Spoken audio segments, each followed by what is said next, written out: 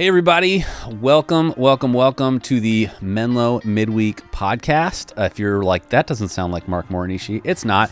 It's Phil, and I am here with Tim Wong. Tim Wong, who is our pastor of mission and outreach here at Menlo. We are filling in because Mark is at home right now with a baby. Yes, he has his hands. He and Missy have their hands full. For sure. So Missy and Mark had a baby. I mean, Missy had a baby. Mark was there. And the baby's name is Micah, and he is absolutely stunning. If you're friends with them on Instagram, you may have already seen pictures, but we're so thankful and just praying for them in those early days. So you're going to hear a few podcasts likely without him, but just rest assured we're praying for them and excited for however we can help. And that even if you're listening to this, Mark, I'm happy to help. We say this all the time. Listen, I love babies. We're happy to help. That's right. We really do mean it. So we had baptism this last weekend as you're listening to this, but we film these depending on the week, actually before the weekend. So as Tim and I are meeting today, we have not yet had baptism weekend or done Rise Against Hunger at our campuses. So we're going to talk about those things, but I don't want to pretend that they've happened. Wasn't that an incredible cert? We haven't had it yet. So maybe get us kickstarted a little bit for somebody that doesn't know what For the Bay is, what Rise Against Hunger is, why we would do this stuff. Maybe just give them kind of your elevator pitch for why this kind of stuff is important and what you look forward to when you come up to events like Rise Against Hunger. Oh, gosh. Yeah, Rise Against Hunger is just a great event where, anyone can come in and share their time. I think it's just 2 hours of packing meals, getting to know people that you've probably not had a chance to get to know before, whether they're even at church or from our community. And I think that's what I love about it. It's such a simple reason to come together and build these meal kits that are going to go, anywhere in the world to places that just are truly under-resourced and impact thousands and thousands of lives. So what I love about it is I love seeing, everyone from grandparents to children just working together side by side, making as much of an impact as they possibly can in the time that they have together. Yeah, and I think that, some events that we do, they have such a clear target audience. And it's we're doing this it's Christmas Eve. We're doing this as an expression to our community about God's love for them. And some things that we do are this life group or this Bible study is really for people that call Menlo Church home, likely people who are followers of Jesus that are going deeper in their faith. And I think events like Rise Against Hunger, they're this explosion of God's love for so many people, from people that call Menlo Church home that are looking for ways to serve beyond themselves. Mm-hmm. It's intergenerational. Like you said, you can do it with your kids. Grandparents are stepping in. I think beyond that, you can also invite neighbors and coworkers regardless of their faith. It's an easy thing for them to be a part of. And then the scale of it, we're literally packing meals for hundreds of thousands of people in a single day. Really empowered by a great partner organization. And Rise Against Hunger, their goal is to end world hunger, which is unbelievable that it's even a possibility. And they've been doing it for a number of years, and they're genuinely making progress on this work. But it's systemic. It's going to take churches like Menlo continuing to serve, because just like Jesus said, I can give you a meal, right? But later you're going to be hungry again. And so we're trying to solve this ongoing need around the world. So thank you to those of you who participated, who make this a regular part of what you do. And the way that a lot of churches do this, I actually, at the church that we were at in Colorado, we used Rise Against Hunger there as well. And we would make a special offering just to be able to fund this project. And at Menlo, because you give financially so generously and so regularly, there are people who can participate in packing the meals that maybe can't afford to help raise the money for the supplies to do it. So thank you, from the people that give to the people that serve to the people that invite. We're so thankful, and it's a really, really sweet opportunity to help and be For the Bay and beyond. No, absolutely. So hopefully we're going to capture some of those moments. You'll hopefully be able to see that on the website. So, yeah, absolutely. Yeah. I think we're even probably going to spotlight some of that in services, and just as a way to say thank you. So, but this last weekend we experienced Baptism Weekend, and Baptism Weekend is one of those kind of fun, special weekends for us. So there's the normal routine that people are used to in a church service where they come in and they, they sing songs, or they listen to announcements, or they hear a message. But then we have these like interactive components of what it looks like to do something in a service and to take a significant step in someone's faith. So I wonder, this weekend we talked about how baptism, it declares God's power, not our power. From your perspective, Tim, why do you think God designed this step of obedience to be public? And have you seen moments when someone's public baptism made an impact beyond just them? Yeah. I mean, I think, it's so funny because we're here in United States where there's so much individualism, right? And you often hear people talk about their spiritual journey is so personal. And I do think, especially from the message, it's like it is a personal decision, but there's that public component to it. And just from my experience, I know that for a while I was really timid about even professing my faith. And the opportunity that I had to get baptized with my brother was a powerful moment for both of us, something that we will remember forever. And so I definitely know that that step of faith out of obedience and recognizing God's grace for us is transformative. Yeah. And I've seen it, coming from education world. I was in Christian education for a number of years. I was never more moved than seeing young people, students, profess their faith in following Jesus in front of their peers. I don't know, in public schools that I came from, I could live a sort of like a temporary double life, one in the public sector and then one at church. But it's really neat to see like young people actually say, no, this is something I'm going to give my life to. I'm going to profess that Jesus is my Lord and Savior. And the impact that has had on their peers, and just seeing the transformational power of the Holy Spirit in their lives on an everyday level. And it's powerful. Yeah, and I think, to me it feels like no matter what it is we're really passionate about, we sort of get baptized into it, right? There's a unique way that happens in faith, and obviously we think that's the most foundational thing about us. But, the person, I remember the first time, Alyssa, for Christmas, she got me a pair of Lululemon shorts to work out, and I'd only ever worn Nike shorts before, and I was like, these are bougie, I don't need this is not a big deal. And then I put them on, and I got baptized into how much better they were. And the way you saw that, the public sign was, I no longer ever wore Nike shorts. And, I think the thing we're most passionate about, we do take public. And I think it says something about us. Jesus says that if you'll acknowledge me before men, I'll acknowledge you before my Father. Yeah. If you'll deny me before men, I'll deny you before my Father. And I don't think he's trying to do that as like a threat. I think it's simply a mirror to say, what does this mean in our life? And if you've never been baptized and you're a follower of Jesus, it's simply a public statement to follow in obedience and to recognize Jesus. And it is a risk, and it does, I think, sometimes hold a social cost. But I can think of so many times in ministry where students, I remember early in ministry, a group of students came to see a friend of theirs get baptized, and they weren't really even sure what they were invited to, but that friend invited them.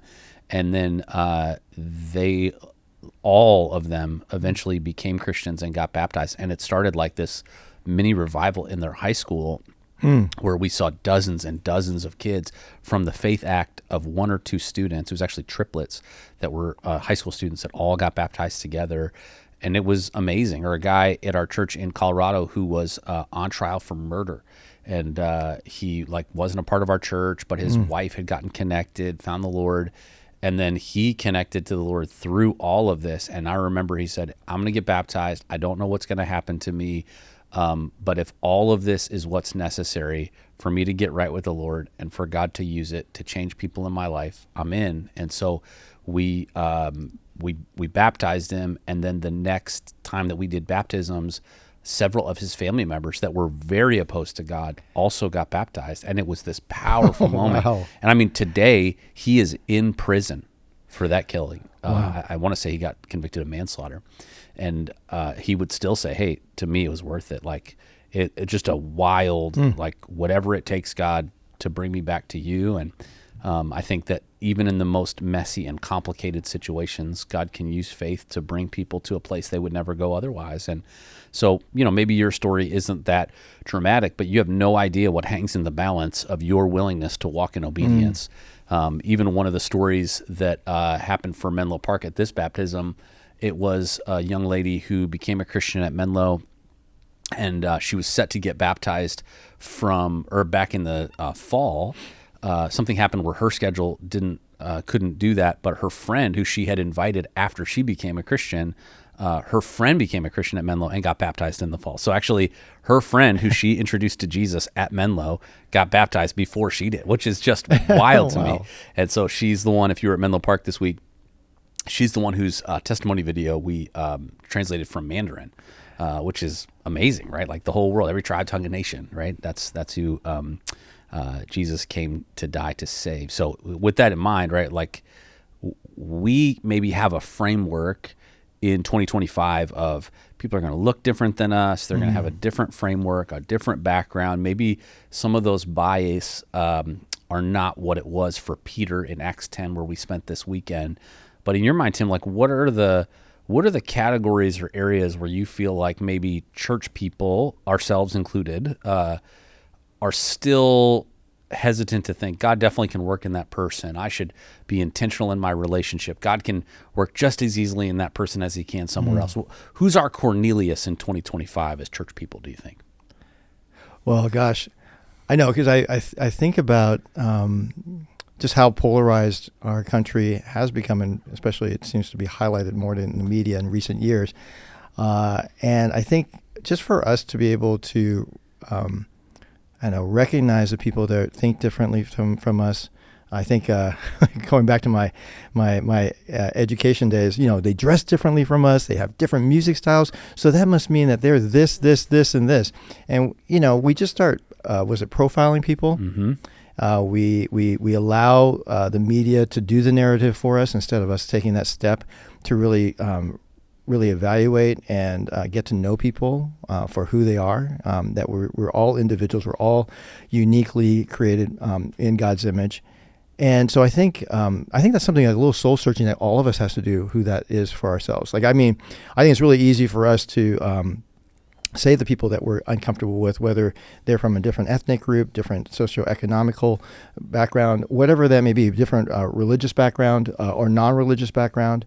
They might just be the neighbor down the street that cusses a whole lot, and that just scares you. Yeah. But I think the biggest thing is asking yourselves, what's coming out from that? Like, why am I uncomfortable? Am I seeing that person through God's eyes or through my own eyes? At least this is what's helpful for me. It might be a family member that you just had like some really bad history with, and there's some unresolved things, and you're just like, nah, I could never share the gospel with that person. And the scary thing is start praying about that. Yeah. And I know, like, at least for me, like when I started praying about that, like God started first changing me. Totally. Right? Really convicting me of my own lack of faith, lack of love, my own prejudices. And it's not really comfortable for me to confess that. Right. But I also know that there's freedom when you start giving that over to the Lord. And then he starts making you, or I should say, empowering you to do things I can never imagine. And I shared this with you. You were asking me about my father that I hadn't seen in like 20 years. Yeah. And, there's a lot of hurt from the past with him. And all of a sudden he shows up on my anniversary, my 30th anniversary with Lynn. Unbelievable. Right. The wedding day that he actually chose not to go to. And I can tell you that God had changed my heart through those years. I had used to have pictures or visions of, like literally being so upset at my dad, I'd like, grab him and pin him against the wall. I only had visions of that. I didn't actually do that. Yeah, sure. But it was like, that was that deep anger that I had. And when I started praying about it and seeing it through God's eyes, it was like, all of a sudden I could see him being a child of God. I think that's such a good word, man. And obviously, I had significant seasons of my life with my own father where it's easy to write people off, to just kind of go, they're too far gone. This isn't going to work. And, I think we can read a story like Cornelius or like the Apostle Paul, where we were a few weeks ago, and we go, wow, God really did some amazing stuff in the first century. But it's like, no, he's still doing that. He can still do it today. That's right. And I do think that the model we see where God, it's this powerful thing where could God have used the angel to share the gospel directly with Cornelius? Yeah. As a matter of fact, like I have friends that are missionaries around the world, and they've like shown up to places to previously considered unreached people groups. And the people groups are going, oh, like this many generations ago, someone showed up in a dream to this, forefather of our community and essentially revealed the gospel to them. That's right. And they've been living out of limited knowledge of the gospel ever since. And so could an angel have done it? Yeah, God can do whatever he wants with whoever he wants. But I think Peter needed this just as much as Cornelius did. And so God works out this like amazingly intricate plan where Cornelius is getting worked on by God, and he's, getting as close to the edge, I think, in Judaism that didn't require surgery, which who can blame him? and then on the other side, God's working in Peter's life that this division of legalism that's still in his heart about what can he eat and what can he not eat and who can he be around and who can he not be around. And he's breaking all that down, which, he saw Jesus do this, that Jesus hung out with people who were nothing like him and liked him anyway, and he loved them back. And I think that sometimes we go, I'm willing to be around the people that like me. I'm willing to be around the people that like God, but people that don't like me or people that don't like God or whatever, I'm not going to like them back. And I just think there was a hospitality and a kindness and a love that Jesus extended that did not require people to agree with him to be loved. And I think that we're going to need to get better. I'm going to need to get better at that in 2025 than ever before. Because I think you're right. Those narratives that exist in culture, we're going to talk about this in this upcoming series. Like we are in a formation machine of our choosing, really. Like we don't know it, but we're making choices every day about what we're swimming in. That is shaping us. It's changing us. Absolutely. So when you think about, this idea of what God can do through, kind of contagious faith, I think part of our strategy around For the Bay is to give people an opportunity to engage with neighbors that maybe don't have a personal faith in Jesus. How do you see, whether it's Rise Against Hunger or something like it, as a tool for the average person at Menlo to form or deepen a relationship with somebody that's close to them but far from God? Yeah, I think it really comes back down to even the tagline, For the Bay. It's like really finding things that we are truly for together. I think all of us have similar things that really break our heart. I don't think anyone can ignore the needs of those who are poor, those who are destitute, those who have been exploited. We all look for reasons or ways in which we can resolve those issues. How we might want to do it might look differently, but I think we all want the best for each other. And if we don't, I think that obviously reveals something really dark and dangerous in our own hearts.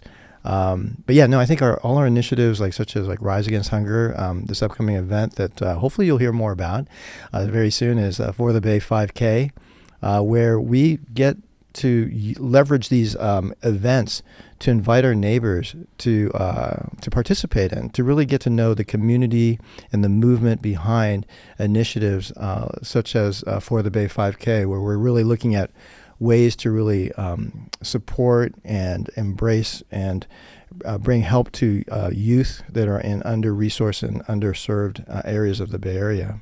Yeah, and I think that, the question that has always haunted me in ministry is, if a particular church, right, if Menlo didn't exist tomorrow, would our neighbors notice? Would anyone care? Right. And I think that it is easy for a church to become more and more internal, and for the community around it to go, oh yeah, I remember. I mean, there was like a group of people that hung out there on Sundays. And I think being a place that's so integral, that whether it's through something like Rise Against Hunger, through For the Bay 5K, through backpack programs, through Christmas event, to be able to say, hey, there's thousands of people throughout the Bay Area who, regardless of what their faith decision is for Jesus, their life is objectively better because people at Menlo said, God wants us to care for the least of these. for people that are down and out, for people who are forgotten, he hasn't forgotten. And we get to be the hands and feet of Jesus to show them that. And I said this line this weekend. I said that our faith isn't perfect, but it's supposed to be public. And I think For the Bay is a way for our faith to be public. And I wonder, as you think about how do we do that in a way that's like not weird, because I think there is a fine line. There's a lot of Corneliuses in our neighborhoods who like look pretty spiritual, who are very nice people, who are probably kind of altruistic, right? They're very sincere. They just don't have a faith that's rooted in Jesus. I would say they're sincerely wrong. And I don't say that as like a point of pride. The only reason that I've connected to who Jesus is his love for me, that he's revealed himself to me, as I'm praying he's doing that for everyone. But how do you, in your mind, like demonstrate to people you are not just a part of the kind of sacred secular, the group of people who are really nice, well-meaning, individualistic, secular humanists in your neighborhood? How do you show people around you that you're a follower of Jesus without being unnecessarily awkward? Wow. As you're kind of describing that, I was taking myself back to a time when I was at a dinner party with a lot of people in our neighborhood. And everyone was kind of just talking about their vacations and your typical things, Super Bowl, all that stuff. And number one, I think, is to really, first of all, take a real interest in what interests them. And I think in this day and age, we tend to just like gloss over people. Totally. All of us are busy. All of us have things. We're trying not to think of work when we're at play. So just to be fully present is already a first thing, because I think that's pretty remarkable today. And I guess the second thing is, typically what I've found is when we do that, they tend to lean in and notice like what's different about you, because there is something different when you are actively listening, asking questions. And and so you get an opportunity to share the things that are important on your heart. And I think as a follower of Jesus, I think God causes us to see things differently. It just hopefully outpours from our heart. Hopefully we get to share things that move us, whether it's our relationships or whether it's these causes that we are really weighing on us, whether it's people that are poor, people that have needs, whether it's our youth, whether it's our family. I think, but how we talk about it and the grace that we talk about these issues, that we are not angry. We don't have like some sort of like, and also we're not arrogant. Hopefully we're not thinking like we know it all, because we don't. I think the whole idea that we're really leaning on God's grace and trying to share that grace with other people is a very powerful way for people to, again, wanting to spend more time with you. Because I think it's all about relationships. It's how we really win people to Christ. Well, and I'd say this even if you weren't sitting here, but I think you model that grace like so well in the way you communicate that I do think it's like incredibly unique, right? That I'm going to be actually present with someone. I really care. I'm not going to lead with judgment. If you do those three things consistently with people, they're going to start to be like, what's going on? And I also think like, don't hide when you're like, hey, what are you doing this weekend? And they're like, oh, I'm going to go do whatever, and I'm going to play some sports, or I'm going to watch some sports, or I'm going to go to a party. And they say to you, what are you doing this weekend? Hopefully part of our answer is, well, faith for me is a really big part of my life. So I'm going to do this, but I love that I get to start my week by worshiping with some friends. And so, it doesn't have to be like a weird thing. You don't have to go like, hey, sometimes people will say like, what do you do for a living? Because they don't know. And then I'll say like, hey, I'm a pastor, but like, please treat me as normal as you did 5 seconds ago. Now that like I'm a normal person. And I think it's amazing the way that God can steer those conversations. And if people see you as a safe person, a person of peace, even if they're not a follower of Jesus yet, I think you can become someone that mystifies their expectations. You're not a card-carrying, stereotype in their head. You're something different. And likely when something goes wrong in their life, you have an opportunity to have a conversation where you can say, hey, can I pray for you? Can I pray for you right now? They may even ask you a faith question, right? But I don't think we have to close the deal in the first 30 seconds. I think if they say, what do you believe? Hopefully, just like we did this last weekend, we can clearly articulate the hope of Jesus that we have. What he's done in our life is a great place to start. And then to say, this is what I think he's done for everybody. He's died in your place, come back from the grave. You can place your faith in him. He's our only hope of restored relationship with God that starts now and lasts forever, right? Like, how do you break that down in your own words for what they need? I think that there's probably way more opportunities like that than we realize. But, I just think that if you don't have people in your life that are kind of that 2 or 3 people that you go, these are people that are close to me and far from God. If you don't have those people, you should invest in those people. Find them. Go out for a dog walk and take your headphones out. Go to the same coffee shop repeatedly and just look for familiar faces that you don't know, and start having consistent relationship with them. You have no idea what God could do if you were just willing to meet a Cornelius in your life, right? That's right. And I think part of the hard part, Phil, is like, I know for me, having, adulthood kind of makes you fall into some poor habits. Yeah. And I noticed that I started getting into a habit of just looking at my to-do list as opposed to looking at people. Yeah. And one thing that education really helped me back up to is really investing in young people helps recalibrate me. Sure. And one thing I noticed with young people was they're a lot softer and they have a little bit, hopefully less cemented bad habits. They have bad habits, don't get me wrong, but it's still soft and malleable. And so one experience that I saw firsthand, just to your point about what you're bringing up, is we took our students up to Berkeley. And we would spend 24 hours up at Berkeley, UC Berkeley, my alma mater. And, and we would actually talk to students on campus. And one thing that we were kind of walking them through is active listening. And what was really powerful is I shared with them that if we active listened for like 10 minutes, told people that, hey, we just need 10 minutes of your time, and really listened, that after 10 minutes, we would just politely conclude the conversation and just say like, hey, but if you have like a few minutes more, I've got 2 more questions for you. And it would be astonishing to our students how many of the students actually appreciated that time and was willing to go on and have a deeper conversation. Yeah. I think we live in a culture that is so attention starved that it is amazing how different it feels. What is the line? There's some line like, the difference between listening well and being loved is so close that it's often one is interpreted as the other. Like that's how we live in this culture, right? And so I do think there's more available for us in way of those types of conversations, but I think it requires margin. It requires a willingness to be interruptible. These things that Jesus was always modeling so well. And I hope that as we head into this next series and as we think about even kind of the rest of our year heading into and thinking about Easter, God didn't start working on Cornelius right before Acts 10 started. He'd been working in Cornelius for years, right? Yeah. God didn't just start working in Peter right then. We talked a little bit about the story of Peter, that he's like the brash one, the loud one. And, God's been sanding down his edges for years. And, I think whether you identify as Cornelius and you're trying to have this conversation about what faith in Jesus looks like, or you're Peter and you're going, man, how many times can I blow it? And God still gives me another shot. I hope you will remember that like there are no second-class stories. God wants to use yours, and he can. And baptism is a really fun way to demonstrate that, but it's not the only way. And I think people get a chance to be able to lean in if they choose to.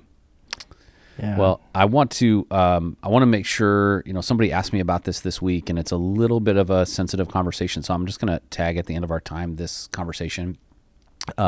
Somebody asked me this week, hey, Phil, do we have a plan for what would happen in the event that one of our campuses had ICE agents come onto it? Obviously, there's been news reports around the country about policies related to undocumented immigrants. And I want to say just a few things about this. We work really hard not to be political. It doesn't mean that we don't say things that have political implications, but we want to be a place that views our politics through the lens of our faith and not the other way around.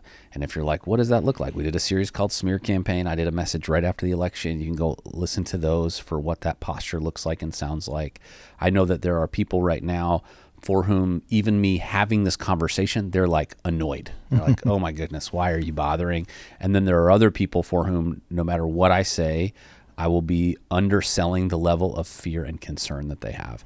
So first of all, I just want to say that. Like, there are both of those groups of people and everybody in between that call Menlo home, and I'm glad that that's the case. Yes. I would say that this is such an important time. We're going to talk about it in the upcoming series to a certain extent. It's such an important time not to simply listen to your own echo chamber, but to make sure you're checking facts, you're listening to more than just sort of the sources of truth that you regularly listen to, whether you think about it as the other side or you go find something that you perceive as kind of more middle ground.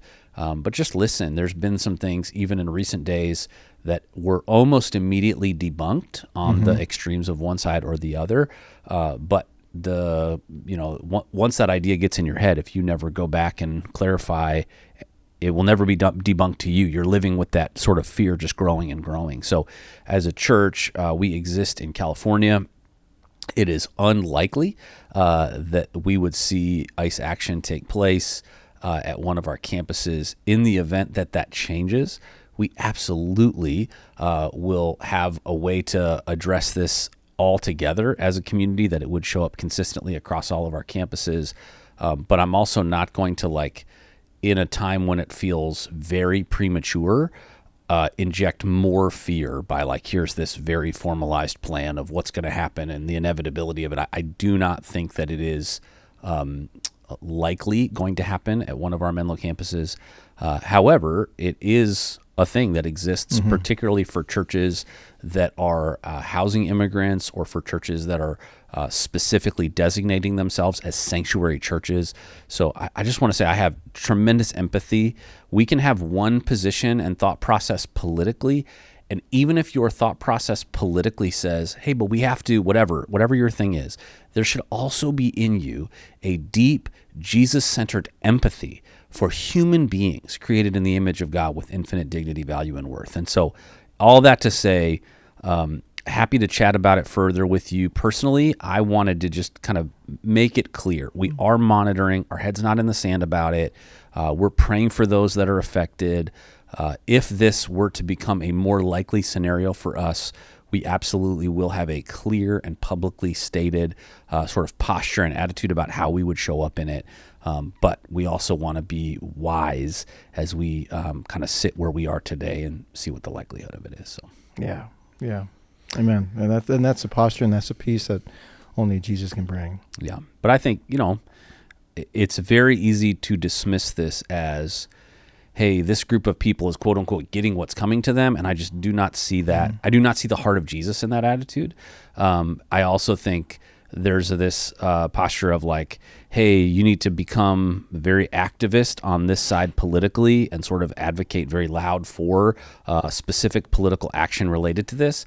And I do not feel that that's our call. So again, I know that doesn't make either edge of this conversation very happy. This is not an issue. These are people created in the image of God, and we want to be as kind and thoughtful as we possibly can be. So just wanted to note that today as people are processing and thinking through, and whether you voted for the leaders in the national leadership here in America right now, or you didn't.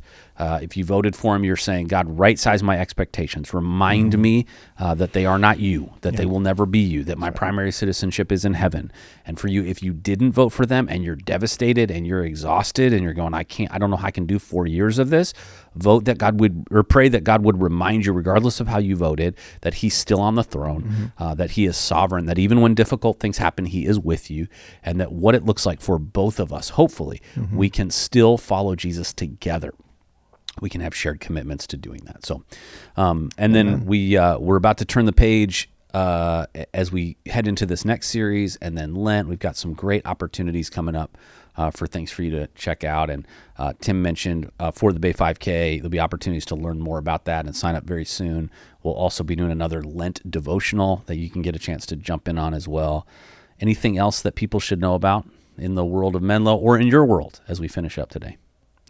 Oh, man. No, I think we're just really excited to be able to be part of this community, to be serving. Hopefully, my hope is that you continue to step outside of your comfort zone and really embrace a community that you're not comfortable being around. Because I think that so much comes out of you, and I think it blesses other people. So that's our encouragement, continuously to share the love of Christ with all those around you. It's a good word. Just remember, Jesus was regularly around people who were nothing like him. Yes. But they liked him, and he loved them back. So, Menlo Church, thanks so much for hanging out with us. I'm sorry that I'm not Mark Morinishi. He's cooler and better than me in He's every way cooler way. and better than me. But I got Tim, who's incredible and has like the fountain of youth. I don't know how you do it. Tim, you look younger than me. It's amazing. So kind, so thoughtful. Thanks for being with us. Rob, thanks for running the stuff in the back. Appreciate it. We'll see you again really soon. Until then, have a great day. Thank you. God bless. Bye-bye.